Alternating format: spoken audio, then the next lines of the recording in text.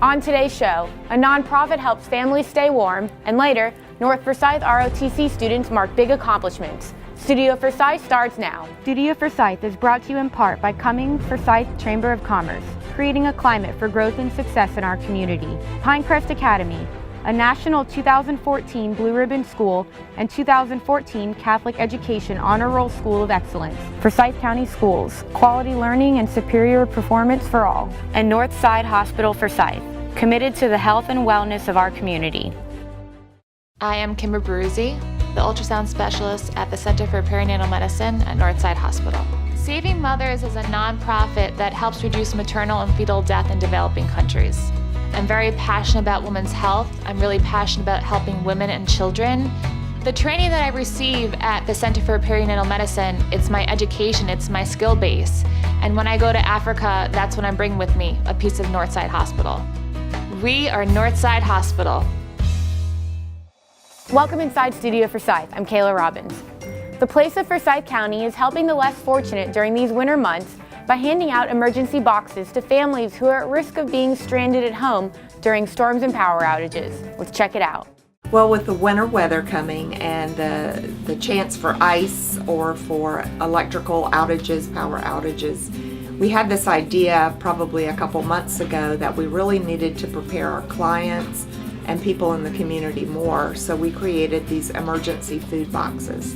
Our goal is to distribute 50, and they don't just contain food, they contain a lot of supplies that people might need if there was a power outage or if they got stranded at home because of ice and they had limited transportation, maybe for a few days. We wanted to ensure that our clients and others in the community were prepared. Our winter weather boxes contain socks, hats, canned food items, dry food items such as granola bars, Pop-Tarts, and water. So if anyone is stranded at home, they have food for the week and they have the items to keep warm. We also have flashlights, hand warmers, gloves in the boxes to ensure that our clients stay warm as well as fed during any possible outage or ice. We have a gentleman, Jerry, who is able to take these out to his homebound clients through the place, and if anyone knows of anyone who may be in need and can't get to the place, if they will give us a call at 770-887-1098, we will get it set up to where a box gets distributed to that household. These are weatherization boxes for families and seniors in the community who have lots of issues this time of weather. A lot of these folks do not have funds or resources to go to get such items. Today I'm going to take these boxes out to various families and seniors who we've served in the past, who I know specifically are in need of such items, and they're going to use these things, you know, as we would at our home, where we have such conveniences just laying around. A lot of these folks do not have such, and so this is going to provide them some comfort. A few years ago during ice apocalypse, Joni was stranded and my husband was stranded as well at the same time on the roadway. So to ensure that people have the items necessary, because everyone seemed to be caught off guard at that time, this way we can make sure everybody has what they need at a time of an emergency in that situation. I consider the Chamber as the voice of business. It's really designed to keep its hand on the pulse of the county. And I think it helps the community grow. They've always been there for me every time I needed help. The Chamber is making sure that they're able to communicate. When I call, I get a response. But the biggest thing for me is the Chamber really focuses on helping small businesses.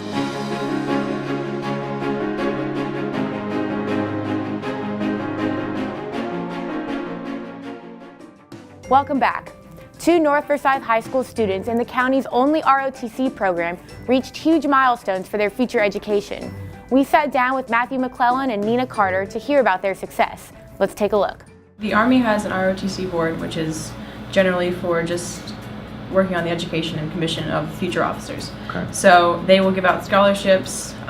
There's 4-year, there's 3-year, there's 2-year, and it goes on. But I basically got a 4-year scholarship to the top 7 of my choice, and then they narrowed it down to my top 3. I've been accepted to the Naval Academy, which is it's the Navy Service Academy in Annapolis, Maryland, and it's not exactly ROTC in the sense that it's a program. It's actually everybody there is a midshipman, and you go there for 4 years, and just like ROTC, when you're released, you have to do 5 years of active duty service.